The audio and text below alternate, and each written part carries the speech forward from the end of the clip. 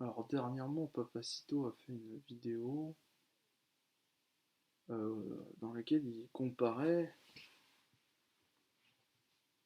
une boîte de couscous avec une fusée. Pour dire en gros, les Arabes ont inventé le couscous et les Blancs la fusée. Comparaison inouïe, parce que le couscous, on sait tous que c'est la nourriture de base des Arabes, de manière générale de tous ceux qui ont la culture arabe, c'est-à-dire de tous ceux qui parlent arabe, ou plus précisément un dialecte arabe, ou une langue arabisée, on va dire, comme le turc, tiens. D'ailleurs, qu'il a critiqué en disant que c'était une langue ridicule, parce qu'il y avait des trémas partout sur les U, rundur, hein, quoi. Bref, il aurait pu critiquer de la même manière, et encore pire, l'arménien, le géorgien, le chinois, bon, l'arabe, sauf que l'arabe, il aurait été incapable de lire.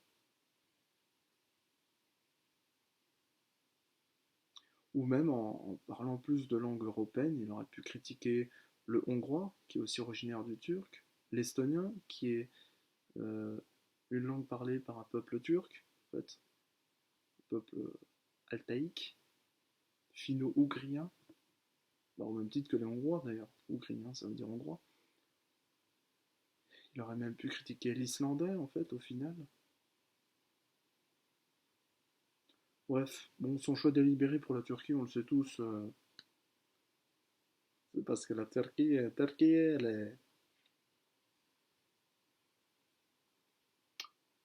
fait peur. La Turquie fait peur.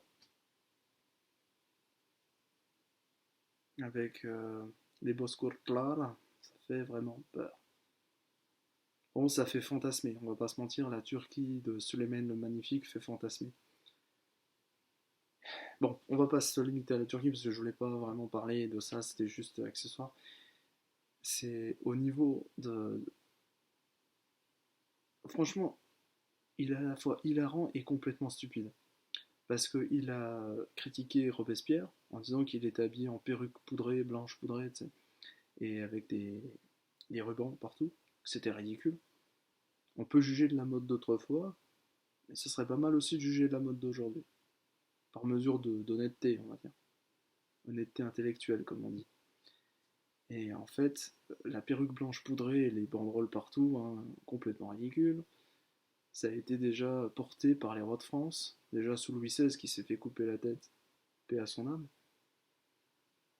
Oui, paix à son âme, parce que dans le fond, il n'était pas pire que les gens d'aujourd'hui, hein. Peut-être même plus sympa.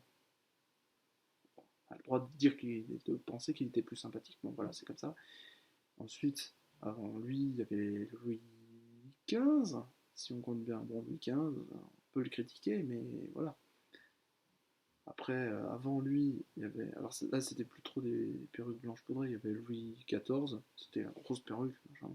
Puis Louis XIII, je crois qu'il portait des cheveux longs. Bon, bref. Mais ils portaient des banderoles partout, ces gens-là. Bon, ça vient des rois, et puis ça, en fait, c'est la mode. C'était même au-delà de ça, je sais pas d'où ça vient. Bref, on peut critiquer des choses, d'accord. Mais après, les gens font des amalgames. Après, ils disent, ah, le mec, regarde, il porte une perruque, blanche poudrée, ou avec des rubans. S'il me tape, c'est une navette. Il va pas me faire peur, tu vois. Mais à mon avis, franchement, je pense quand même que. Tu vois, parce que quand t'es matérialiste, comme tu l'es, tu dis que la seule solution dans certains cas pour pratiquer la paix, l'amour et la tolérance, c'est le matériel. Et quand tu parles de matériel, tu parles de ça. Des cow-boys. Ouais, des armes, quoi. Des armes à feu, en l'occurrence. Et qu'il n'y a que ça que comprennent certains individus, pour ne pas les nommer, puisque finalement tu le fais en subliminal, on a bien compris de quoi il s'agissait. Eh ben, en fait, c'est complètement faux. Si tu te bases là-dessus, ou si comme Zineb El Razaoui tu veux tirer à balles réelles, enfin faire tirer à balles réelles, c'est encore plus pervers, les agents des forces de l'ordre, policiers municipaux, policiers nationaux, gendarmes nationaux, et agents des forces des douanes,